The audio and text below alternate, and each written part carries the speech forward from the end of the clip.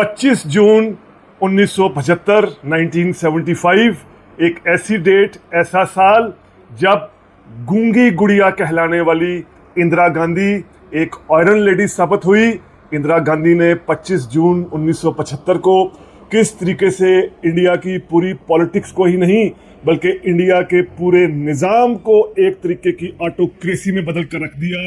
एक ऐसा मुल्क जो दुनिया की सबसे बड़ी जमहूरियत कहलाता था, 25 साल से ज्यादा अरसे जमहूरियत इंडिया में कायम रही, लेकिन इंदिरा गांधी ने इस रोज 25 जून को किस तरीके से इस सबसे बड़ी जमहूरियत को एक ऑटोक्रेटिक निज़ाम में बदल कर रख दिया।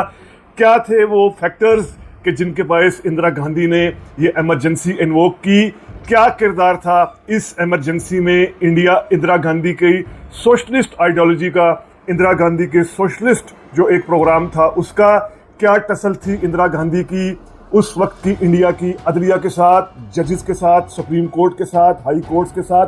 क्या वो हालात पनप रहे थे? किस तरह में इंडिया के अंदर किस तरह करप्शन, किस तरह बेरोजगारी, अनएम्प्लॉयमेंट, और इस पर फिर इंदिरा गांधी का सोशलिस्ट प्रोग्राम, और इस सब में क्या किरदार था उस वक्त अमेरिकी CIA का, उस वक्त सोवियत यूनियन का, इंडिया की अपनी जो इंटरनल पॉलिटिकल पार्टीज है उन सब का? क्या थी ये 21 माह की इमरजेंसी? इसको आज समझने की कोशिश करते हैं रीथिंक विद उमर जावेद में। व्यूवर्स को रीथिंक विद उमर जावेद में वार्म वेलकम। आप में से ऐसे व्यूवर्स जिन्होंने अभी तक rethink with Umar Javed subscribe नहीं किया, हमारी रिक्वेस्ट है kindly rethink with Umar Javed subscribe करें।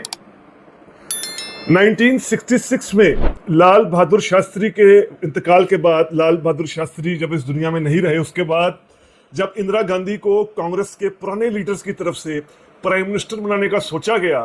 तो ये ख्याल किया गया, ये टर्म कॉइन की गई कि इंदिरा गांधी तो एक बिल्कुल गूंगी गुड़िया है, एक म्यूट डॉल है, क्योंकि अभी तक कांग्रेस के पुराने लीडर्स ने जिन्होंने घाट घाट का पानी पिया हुआ था, पुराने जिनका तजर्बा इंदिरा गांधी की एज के बराबर था, उन सब ने इंदिरा गांधी को महज इंडिया के फर्स्ट प्राइम मिनिस्टर नेहरू की बेटी की सूरत में ही देखा था। उनके सामने इंदिरा गांधी एक बड़ी एक गूंगी गुड़िया थी जिसकी अपनी कोई राय नहीं थी, ज्यादा बातचीत नहीं करती थी, ज्यादा पार्टिसिपेट नहीं करती थी। जब इस गूंगी गुड़िया को प्राइम मिनिस्टर बनाया गया तो कांग्रेस के इन पुराने लीडर्स ने सोचा कि हमारे हाथों में ये एक पपेट रहेगी, हम जिस तरह चाहेंगे, जिस तरह की पॉलिसीज अपनाना चाहेंगे ये पॉलिसीज अपनाएगी, जिस तरह की गवर्नमेंट हम करना चाहेंगे ये पपेट एक सामने होगा, इंदिरा गांधी की सूरत में नेहरू की बेटी की छाप होगी, और हम अपना जो है वो सारा मन मौज करते रहेंगे, हुक्मरानी करते रहेंगे। लेकिन इंदिरा गांधी के डिजाइन्स, इंदिरा गांधी के एम्स कुछ और थे। इंदिरा गांधी ने अपने आप को कुछ और साबित किया। 1966 के बाद फौरी तौर पर जो 1967 में इंडिया में इलेक्शन हुए, इसमें कांग्रेस पार्टी एक मरतबा फिर 523 कुल लोकसभा सीट्स में से 283 सीट्स लेने में कामयाब हो गई। यानी कांग्रेस पार्टी फिर से एक मरतबा जनसंघ को हराकर, या उस वक्त के जो राजे महाराजाओं की पार्टियां थी, स्वतंत्रता पार्टी या बाकी जो फंडामेंटलिस्ट पार्टीज थी, राइट विंग पार्टीज थी, इनको हराकर फिर कांग्रेस पार्टी 1967 में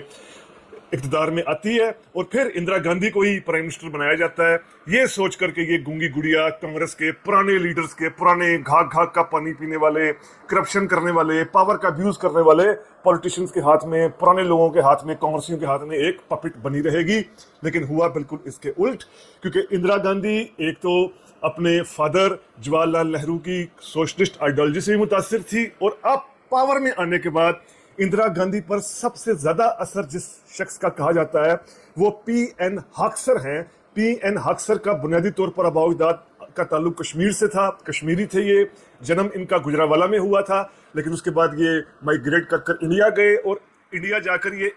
टॉप पोजीशंस पर पहुंचे, और टॉप पोजीशंस पर पहुंचते पहुंचते इंदिरा गांधी के प्रिंसिपल सेक्रेटरी तक के ओहदे पर पहुंचे। ये हाक्सर थे जिन्होंने इंदिरा गांधी को ये बताया था कि गरीबी, इंडिया की गरीबी दूर करने के लिए, इंडिया की बेरोजगारी दूर करने के लिए सोशलिज्म बहुत जरूरी है, क्योंकि उस वक्त की अगर हम दुनिया की बात करें, थर्ड वर्ल्ड कंट्रीज के अंदर, एशिया के अंदर, लैटिन अमेरिका के अंदर, बल्कि यूरोप के अंदर भी, अफ्रीका के अंदर भी गरीबी को खत्म करने के लिए सोशलिस्ट मूवमेंट्स बहुत ज्यादा चल रही थी। सब कॉन्टिनेंट ही आप देखें, ये वही जमाना है जब जुल्फ़िकार अली भुट्टो ने सोशलिज्म का नारा लगाया था, शेख मुजीबुर रहमान बांग्लादेश में सोशलिस्ट पॉलिसीज अपनाकर बांग्लादेश की गरीबी दूर करना चाह रहे थे। हाक्सर ने इंदिरा गांधी को ये बिल्कुल एक तरीके का बावर करवाया कि इंडिया की गरीबी भी सिर्फ सोशलिज्म से दूर हो सकती है, यानी बड़े सरमायादारों का सरमाया ले लिया जाए, बैंक्स ले लिए जाएं और इस सब चीज़ को ट्रिकल डाउन किया जाए आम आदमी तक, तो फिर गरीबी ख़त्म होगी। अब 19 जुलाई 1969 को रात 8:30 बजे Indira Gandhi as a prime minister एक बहुत बड़ा एक रेवोल्यूशनरी स्टेप उठाती हैं। इंदिरा गांधी 19 जुलाई को 1969 रात 8:30 बजे ये ऐलान करती हैं कि इंडिया के 14 बड़े कमर्शियल बैंक्स को गवर्नमेंट ने नेशनलाइज कर लिया है, यानी 50 करोड़ डॉलर, 50 करोड़ उस वक्त का जो इंडियन रुपए है वो इंडियन गवर्नमेंट ने अपने कंट्रोल में कर लिया। और ये जो बैंक्स थे, 14 बड़े कमर्शियल बैंक्स थे, इनमें कुल इंडिया के 85% जो है वो डिपॉजिट्स, जो बैंक डिपॉजिट्स हैं, यानी ये स्टेट ने अपने कंट्रोल में कर लिए। ये कहकर कि अब ये बैंक्स सिर्फ बड़े सरमायादारों के, बड़े बिजनेसमैन के पास नहीं रहेंगे, बल्कि इन बैंक्स को इंडिया के गांव देहातों, छोटे टाउन्स, छोटे इलाकों में गवर्नमेंट कंट्रोल करेगी, गवर्नमेंट ओपन करेगी ब्रांचेस को, और आम बंदे को भी इन बैंक्स से फायदा हासिल होगा। लेकिन होता क्या है कि फरवरी 1970 को सुप्रीम कोर्ट इस फैसले को टर्न डाउन कर देती है, क्योंकि जिन लोगों के, सरमायादारों के, कैपिटलिस्ट के बैंक को नेशनलाइज किया जाता है वो सुप्रीम कोर्ट के पास जाते हैं कि हमारा एक फंडामेंटल राइट की हक तलफी हुई है, और फिर फरवरी 1970 में सुप्रीम कोर्ट इस फैसले को उड़ा देती है इंदिरा गांधी के बैंक्स को नेशनलाइज करने के। लेकिन इंदिरा गांधी 20 अप्रैल को, यानी 20 अप्रैल 1972 को एक कॉन्स्टिट्यूशन के अंदर एक अमेंडमेंट मुतारिफ करवाती हैं, 25th अमेंडमेंट जिसको कहा जाता है। ये अमेंडमेंट 25th अमेंडमेंट जो है वो, जो इंडिया की सुप्रीम कोर्ट ने फैसला किया होता है बैंक्स को वापस करने का, उन सरमायादारों के, इनको वापस, यानी 25th अमेंडमेंट के जरिए इंदिरा गांधी इस केस को सुप्रीम कोर्ट के कलअदम करार देती हैं। और साथ ही एक आर्टिकल 31C रखा जाता है जिसमें यह कहा जाता है कि कोई भी जो सिटीजन है वो प्रॉपर्टी को लेकर, एक्विजिशन ऑफ प्रॉपर्टी को लेकर सुप्रीम कोर्ट से रिजू नहीं करेगा, यानी अगर बिग प्रॉपर्टी, बिग बिजनेस को लिया जाएगा तो सुप्रीम कोर्ट से रिजू नहीं किया जा सकेगा। इसी तरह 6 सितंबर 1970 को इंदिरा गांधी एक और बहुत बड़ा फैसला करती हैं जिसका बहुत बड़ा इंपैक्ट होता है। वो ये कि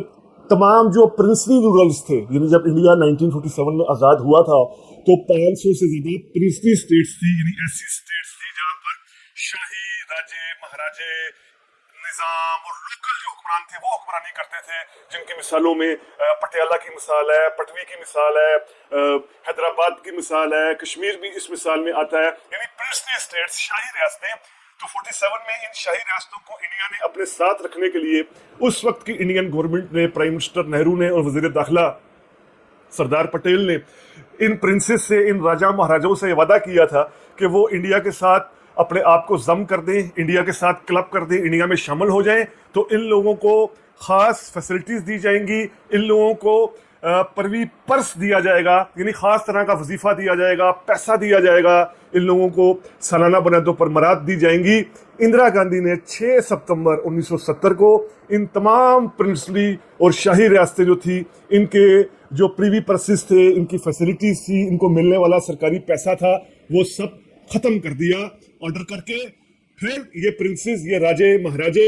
सुप्रीम कोर्ट गए और इन्होंने आर्टिकल 32 कॉन्स्टिट्यूशन के तहत कहा कि हमारा ये राइट है, हमें ये मराद मिलने चाहिए, पैसे मिलने चाहिए। सुप्रीम कोर्ट ने फिर इन रूलर्स की, इन राजाओं महाराजाओं के हक में फैसला कर दिया कि इंदिरा गांधी का फैसला गलत है, राजाओं महाराजाओं का हक होना चाहिए। अब जिस तरह ये वाकया 6 सितंबर 1970 का है कि इंदिरा गांधी राजाओं महाराजाओं को उनकी मराद से महरूम कर रही है, तो इसके बाद मार्च 1971 में इंडिया में इलेक्शन होता है जिसमें इंदिरा गांधी भरपूर मैंडेट लेकर आती हैं, यानी 352 सीट्स जीतकर इंदिरा गांधी अपने दम पर, अब ये कांग्रेस के जो पुराने लीडर्स थे, जो राइट विंग लीडर्स थे, जो इंदिरा गांधी की इन पॉलिसीज को नहीं मानते थे, वो इंदिरा से अलग हो चुके थे और अलग होकर उन्होंने अलग कांग्रेस का धड़ा बना लिया था। ये धड़ा जो कांग्रेस का जीता था, ये इंदिरा गांधी की अपनी हमायत की वजह से 352 सीटें लेने में कामयाब रहा। यूं मार्च 1971 में साबित हुआ कि जो इंडिया के वोटर्स की अक्सरियत है वो इंदिरा गांधी के इन जो सोशलिस्ट पॉलिसीज हैं इनकी हमायत कर रही हैं, चाहे बैंकों को नेशनलाइज करने का फैसला हो, राजाओं महाराजाओं की मराद खत्म करने का फैसला हो, इन पर अवाम अपनी अक्सरियत जो है वो अपनी हमायत दे रही है। यही वजह कि 1971 में भरपूर पावर में आने के बाद Indira Gandhi 26th amendment constitution में इंट्रोड्यूस कराती हैं। दिसंबर 1971 को अमेंडमेंट होती है कॉन्स्टिट्यूशन में, 26th अमेंडमेंट में, और सुप्रीम कोर्ट ने राजाओं महाराजाओं की जो फैसिलिटीज मराद बहाल की होती हैं उन सब को ये कहकर ख़त्म कर दिया जाता है कि इंडियन स्टेट किसी को भी राजा महाराजा प्रिंस प्रिंसेस मानती ही नहीं। यूं ये कहकर इंदिरा गांधी ने अमेंडमेंट कर कर मुकम्मल तौर पर ख़त्म कर दिया। एक मरतबा फिर अब ये बात कि सुप्रीम कोर्ट से इंदिरा गांधी ने दूसरी मरतबा ये टकराव किया, दूसरी मरतबा ये टसल की, पहले बैंक की नेशनलाइजेशन को लेकर और अब जो है वो इन राजाओं महाराजाओं की मराद को लेकर अमेंडमेंट जो 26वीं की। अब एक तरफ तो इंदिरा गांधी की ये सारी सोशलिस्ट पॉलिसीज चल रही थी, इंदिरा गांधी गरीबी मटाओ, गुर्बत ख़त्म करो, ऐसे नारे और अमीरों के खिलाफ सरमायादारों के खिलाफ कार्रवाई करने के नारे कर रही थी। लेकिन दूसरी तरफ क्या हो रहा था? दूसरी तरफ यह हो रहा था कि इंदिरा गांधी के बेटे, जो उनके बड़े लाडले बेटे संजय गांधी, वो जब 1968 में इंग्लैंड से वापस आते हैं पढ़कर, और उस पढ़कर वापस आने के बाद वो इंडिया में भरपूर तरीके से अपनी मदर की हुकूमत का फ़ायदा उठाते हुए अपने बड़े बिजनेस प्लान्स को, अपने जो इन्वेस्टमेंट्स प्लान को जो है वो यूज़ करते हैं स्टेट ऑपरेटर्स को। और एक बहुत बड़ा स्कैम सामने आता है कि जब संजय गांधी ये कहते हैं कि वो इंडिया में एक लोकल मारुति लेवल की कार बनाना चाहते हैं, और फिर उनको इंडिया की स्टेट, इंडिया का प्लानिंग कमीशन 50,000 कारें बनाने की एक साल में इजाजत देता है सितंबर 1970 में। बल्कि जो हरियाणा के चीफ मिनिस्टर है बंसी लाल, वो इनको जमीनें भी फराहम करते हैं। ये बहुत बड़ा स्कैम एक आता है कि संजय गांधी ने किस तरीके से गरीब किसानों की जमीनों पर, खेतों पर, फार्म्स छीन कर जो है वो अपनी कार की फैक्ट्रियां बनाने की कोशिश की, और पूरा यानी स्टेट के दम पर, यानी ये बहुत एक करप्शन का उस वक्त स्टैंडर्ड था कि स्टेट के दम पर, स्टेट की मदद से, स्टेट के वसाइल से, स्टेट के सोर्सेज से संजय गांधी ने ये इन्वेस्टमेंट शुरू की। तो यूं ये एक शोहरत बनना शुरू होगी कि संजय गांधी अपनी वालदा, अपनी मदर इंदिरा गांधी, जो नारे सोशलिज्म के लगा रही है, लेकिन उसके जो बेटा है वो ना सिर्फ ये कि पॉलिटिक्स के अंदर मुदाखलत कर रहा है बल्कि खुल्लम खुला करप्शन भी कर रहा है। संजय की करप्शन की कहानियां अभी आम हो ही रही होती हैं कि 1974 में जो गुजरात में इंदिरा गांधी के चीफ मिनिस्टर होते हैं, कांग्रेस के चीफ मिनिस्टर होते हैं चमन भाई पटेल। अब ये इंदिरा गांधी ने उस वक्त तमाम जो स्टेट्स में जहां कांग्रेसी हुकूमतें थी वहां पर अपने लॉयलिस्ट को, वफादारों को चीफ मिनिस्टर बनाने का सिलसिला शुरू कर दिया था। चमन भाई पटेल के खिलाफ, गुजरात के चीफ मिनिस्टर के खिलाफ भी करप्शन के बड़े बड़े एलिगेशन सामने आते हैं, और देखते ही देखते 1974 में गुजरात में करप्शन के खिलाफ, अनएम्प्लॉयमेंट के खिलाफ, पॉवर्टी को लेकर, महंगाई को लेकर बहुत बड़ी तहरीक खड़ी हो जाती है, जिसे नवनिर्माण आंदोलन कहा जाता है, यानी जिसको इंग्लिश में हम कहें री इन्वेंशन या रिकंस्ट्रक्शन मूवमेंट। बहुत बड़े पैमाने पर यह गुजरात में तहरीक शुरू होती है, और फर्स्ट टाइम हिस्ट्री में इंडिया की जो सेंट्रल गवर्नमेंट है वो मजबूर होती है अवाम के दबाव, अवाम के प्रोटेस्ट में आकर अपनी ही हुकूमत खत्म करने पर। यानी इंदिरा गांधी को गुजरात में अपने ही चीफ मिनिस्टर की हुकूमत खत्म करना होती है। अभी ये सब कुछ चल रहा होता है कि 1974 में जो बिहार स्टेट है, यहाँ पर स्टूडेंट्स भी बड़ी तादाद में आकर अनएम्प्लॉयमेंट को लेकर, करप्शन को लेकर, महंगाई को लेकर, इन सब इश्यूज को लेकर बड़े पैमाने पर एहतजाज करते हैं। और 1974 में जो जेपी थे, जयप्रकाश नारायण जो हैं वो फ्रीडम स्ट्रगल के दौरान भी कांग्रेस के एक अहम लीडर थे, सोशलिस्ट माने जाते थे, गांधीइस्ट माने जाते थे। ये भी बिहार की इस मूवमेंट में स्टूडेंट्स के साथ शामिल होते हैं 1974 में। और जेपी के यानी जयप्रकाश नारायण के इस मूवमेंट में शामिल होने के साथ ही इस मूवमेंट को बहुत ज्यादा पॉलिटिकल बैकिंग मिलना शुरू हो जाती है। सिर्फ जो कम्युनिस्ट पार्टी ऑफ इंडिया है, यानी जो सोवियत यूनियन की एक प्रॉक्सी थी, सोवियत यूनियन की हामी पार्टी थी, उस पार्टी के अलावा बाकी आप तमाम बड़ी पार्टी समझ लें, चाहे वो राइट विंग की हिंदू इंतहा पसंद जनसंघ पार्टी हो, चाहे वो राइट विंग की पार्टी, मुसलमानों की राइट विंग की जमात इस्लामी हो, वो आरएसएस हो, वो समाजवादी पार्टी हो, वो अम्बेडकर के नाम पर पॉलिटिक्स करने वाली पार्टी हो, दलितों के नाम पर पॉलिटिक्स करने वाली पार्टी हो, मुसलमानों के नाम पर पॉलिटिक्स करने वाली पार्टी हो, साउथ के अंदर की पार्टीज हो, तकरीबन तमाम पार्टीज कम्युनिस्ट पार्टी के अलावा, क्योंकि कम्युनिस्ट पार्टी सोवियत यूनियन से लाइन लेती है और सोवियत यूनियन इंदिरा गांधी की सपोर्ट कर रहा होता है, कम्युनिस्ट पार्टी के अलावा बाकी हर पार्टी तकरीबन इस जेपी मूवमेंट में शामिल हो जाती है। जयप्रकाश मूवमेंट की, और इंदिरा गांधी को बहुत बड़ा political threat, street agitations, India के बड़े शहरों में जलसे जुलूस इंदिरा गांधी के खिलाफ शुरू हो जाते हैं। अभी ये सब कुछ चल ही रहा होता है कि 1975 में एक बहुत अहम डिसीजन आता है इलाहाबाद हाई कोर्ट का, क्योंकि 1971 का जो इलेक्शन इंदिरा गांधी जीतती हैं, वो इलेक्शन जीतने के बाद इंदिरा गांधी रायबरेली की जिस सीट से जीतती हैं, इस सीट से अपने आप को सोशलिस्ट करने वाले राज नारायण, जो इंदिरा गांधी का रायबरेली की सीट से जिन्होंने मुकाबला किया, ये कोर्ट से रजू करते हैं, कोर्ट के पास जाते हैं और ये कहते हैं कि इंदिरा गांधी ने 1971 में 14 इल्ज़ाम लगाते हैं कि इंदिरा गांधी ने धांधली कर कर, स्टेट सोर्सेज का इस्तेमाल कर कर और लोगों को पैसे खिलाकर, पैसे देकर, रिश्वत देकर, बेईमानी, धांधली से अपनी ये सीट जीती थी। इलाहाबाद हाई कोर्ट जो है 12 जून 1975 को इलाहाबाद हाई कोर्ट ये डिसीजन करती है कि इंदिरा गांधी गिल्टी हैं, इन्होंने इलेक्ट्रिकल मैल प्रैक्टिसेस की हैं। इल्ज़ाम बहुत छोटा होता है। इल्ज़ामात ये होते हैं कि इंदिरा गांधी ने अपने पोलिंग एजेंट के तौर पर रायबरेली में एक ऐसे आदमी को रखा जो सरकारी अफसर था, इन रूल्स की खिलाफ वर्जी थी। इंदिरा गांधी ने अपना इंतखाबी स्टेज, अपने जलसे का स्टेज बड़ा बनाने के लिए स्टेट सोर्सेज का इस्तेमाल किया। ऐसे छोटे इल्ज़ामात के बायस इंदिरा गांधी को नाअहल यानी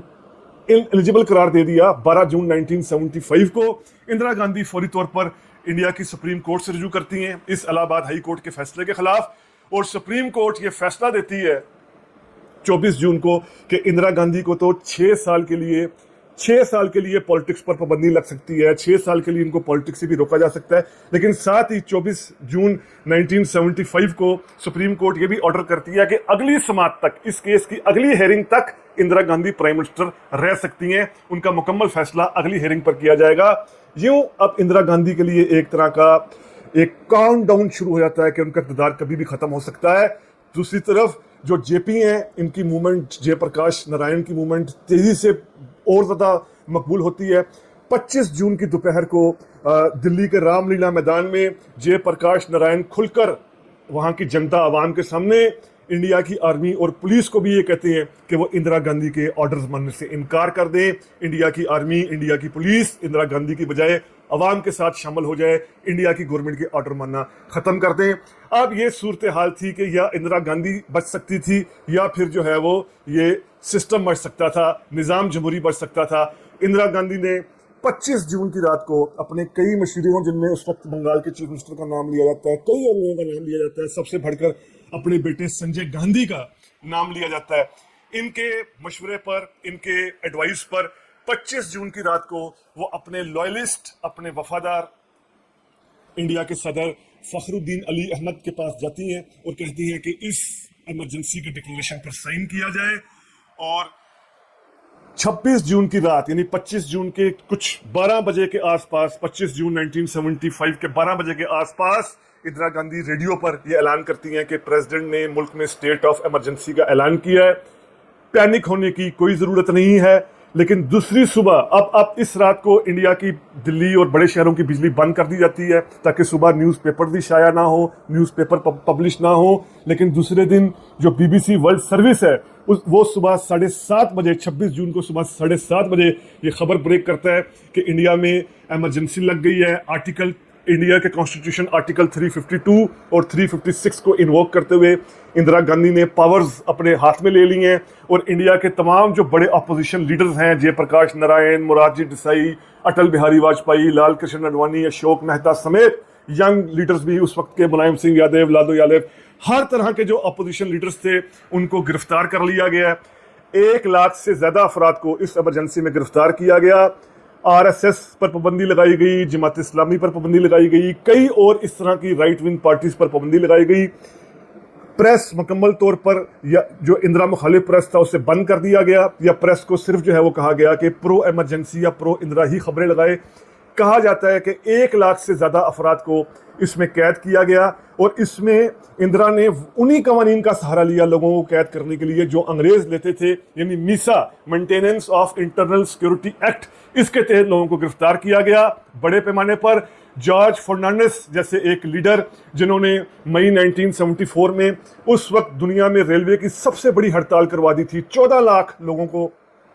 14 लाख लोगों ने भी रेलवे में हड़ताल कर दी थी जॉर्ज फर्नांडिस के इशारे पर। ऐसे तमाम यूनियन लीडर्स को, बाएं बाजू के लीडर्स को, जो क्राउड पुल करते थे, यूनियन लीडर्स थे, इन सबको गिरफ्तार कर लिया गया। हर तरह की ओपोनेंट वॉइस को कुचल दिया गया और पावर मुकम्मल तौर पर इंदिरा गांधी के हाथ में आ गई। इंदिरा गांधी ने जवाब दिया कि चूंकि वो गरीबों के लिए काम कर रही थी, वो सोशलिज्म की पॉलिसीज को अपना रही थी, इसलिए CIA के एजेंट्स ने, यानी JP ने और बाकी जो जनता दल यूनाइटेड पार्टी और ऐसे लोग तमाम जो मेरे ओपोनेंट्स हैं, वो CIA से पैसे लेकर मुझे कमजोर कर रहे थे। अब इमरजेंसी के दौरान जहां एक तरफ बहुत बड़े पैमाने पर हमने कहा कि ऑटोटेरियनिज्म, डिक्टेटोरियल पॉलिसीज का आगाज होता है, वहीं पर संजय गांधी भी अपनी एक पैरेलल हुकूमत खड़ी कर लेते हैं। संजय गांधी इस हद तक इस इमरजेंसी के दौरान जातियां करते हैं कि बड़े शहरों के अंदर गरीबों की झोपड़पट्टियां तबाह करना शुरू कर देते हैं कि यहाँ पर बिल्डिंग्स बनाई जाएंगी। खास तौर पर संजय का जो प्रोग्राम होता है स्टेरिलाइजेशन का, यानी नसबंदी करने का, लोगों की लाखों की तादाद में नसबंदियां कर दी जाती हैं, हजारों अफराद इसमें हलाक होते हैं। शहरों के अंदर, टाउन्स के अंदर हजारों गरीबों की बस्तियां गिरा दी जाती हैं कि गरीबों की बस्तियों की जगह यहाँ पर इमारतें बनाई जाएंगी, प्लाजास बनाए जाएंगे। हर तरह की वॉइस को खत्म कर दिया जाता है। हत्ता कि जो इंडिया की फिल्म इंडस्ट्री होती है, जिसको आज बॉलीवुड कहा जाता है, इसको भी मुकम्मल तौर पर कंट्रोल कर लिया जाता है। फिल्मों को सेंसर कर दिया जाता है। किस्सा कुर्सी का एक बड़ी फिल्म, मशहूर फिल्म थी इमरजेंसी के दौर में, जो इमरजेंसी के खिलाफ बनी थी संजय की करप्शन को लेकर, उस फिल्म को बैन कर दिया जाता है, उनकी रील्स को आग लगा दिया जाता है। कई सिंगर्स के, किशोर कुमार जैसे सिंगर्स के गानों को बैन कर दिया जाता है जिन्होंने इमरजेंसी की मुखालफत की होती है। अगर हर तरह की अपोजिशन को इंदिरा गांधी सप्रेस कर देती हैं, तमाम स्टेट को, तमाम निजाम को अपने कंट्रोल में लेती हैं। ये सूरत हाल 21 माह तक चलती है और फिर यानी 21 मार्च 1977 को इस इमरजेंसी का खात्मा किया जाता है। अब इस हवाले से कॉन्स्पिरेसी थ्योरीज हैं कि इस इमरजेंसी का खात्मा क्यों किया गया। एक, दो, तीन बड़ी कॉन्स्पिरेसी थ्योरीज ये हैं। एक ये कि इंदिरा गांधी को IB ने रिपोर्ट दी थी कि अब आप मार्च 1977 में आपने अपने अपोनेंट्स को इतना कमजोर कर दिया है कि आप इलेक्शन करवाएंगी तो 400 प्लस सीटें आपको लाजिम मिलेंगी। दूसरी कॉन्स्पिरेसी थ्योरी ये कि इंदिरा गांधी देख रही थी कि संजय गांधी हद से भाड़ा है, अपनी लिमिट्स क्रॉस कर रहा है, पैरेलल स्टेट बना रहा है और संजय गांधी की पॉलिसीज की वजह से इंदिरा गांधी को बदनामी मोल लेना पड़ी है। एक ये भी कॉन्स्पिरेसी कहा जाता है। तीसरी कॉन्स्पिरेसी थ्योरी ये कही जाती है कि इंदिरा गांधी को इस चीज का एहसास था कि उनके फादर जवाहरलाल नेहरू ने जिस तरीके से इंडिया को एक डेमोक्रेटिक, एक कॉन्स्टिट्यूशनल, एक फंडामेंटल राइट्स बनाने वाला मुल्क का पूरा आइन दिया, कॉन्स्टिट्यूशन दिया, इंदिरा उसकी खिलाफ वर्जी कर रही हैं। यह भी कहा जाता है कि इंदिरा को इस चीज से भी एक तरह का पैगाम मिल रहा था कि पड़ोस वाला पाकिस्तान, जहां पर 1977 में, जनवरी 1977 में भुट्टो इलेक्शंस का ऐलान कर रहे हैं, यानी एक डेमोक्रेटिक गवर्नमेंट काम कर रही है 73 के आइन के बाद पाकिस्तान में, और फिर डेमोक्रेटिकली जनवरी में ऐलान किया जाता है कि आगे जाकर मार्च 1977 में इलेक्शन होंगे। तो इंदिरा गांधी ये चीजें भी देखती है कि इर्द गिर्द के मुल्क जो डिक्टेटोरियल थे, जमहूरियत नहीं थे, पाकिस्तान जैसे, वो भी अब जमहूरी हो चुके हैं और इंडिया के अंदर जमहूरियत नहीं है। इस तरह की कई थ्योरीज जो हैं वो हैं कि जिनके बायस ये कहा जाता है कि इंदिरा गांधी ने इमरजेंसी खत्म की। मार्च 1977 में इलेक्शन हुए। इन इलेक्शंस में इंदिरा गांधी अपनी सीट भी हारी, संजय गांधी भी अपनी सीट हारा। कांग्रेस एक तरीके से वाइप आउट होगी नॉर्थ इंडिया के इलाकों से, यानी यूपी के, मध्य प्रदेश, पंजाब, ऐसे हरियाणा, ऐसे इलाकों से एक लिहाज से तकरीबन खत्म होकर रह गई। और हिस्ट्री में फर्स्ट, इंडिया की हिस्ट्री में फर्स्ट टाइम एक नॉन कांग्रेसी गवर्नमेंट बनी, जनता पार्टी की हुकूमत बनी, यानी फर्स्ट टाइम नॉन एक कांग्रेसी गवर्नमेंट बनी, जनता पार्टी हुकूमत में आई। मोरारजी देसाई जो उस वक्त नॉन कांग्रेसी थे, गैर कांग्रेसी से जनता पार्टी के लीडर थे, वो प्राइम मिनिस्टर बने इंडिया के फर्स्ट टाइम 1977 में। ये अब अलग बात है कि ये गवर्नमेंट चंद माह चल पाई और 80 में फिर इंदिरा गांधी जिस तरीके से दोबारा इक़्तिदार में आई, वो खैर एक अलग कहानी है। आज का हमारा ये व्लॉग 25 जून 1975 के इस बहुत अहम इवेंट पर था। उम्मीद करते हैं आपको इंडियन इमरजेंसी जो 25 जून 1975 को लगी, उस पर किया गया ये व्लॉग पसंद आया होगा। अगर पसंद आया है तो काइंडली सब्सक्राइब कीजिए। Rethink with Umar Javed. बहुत शुक्रिया।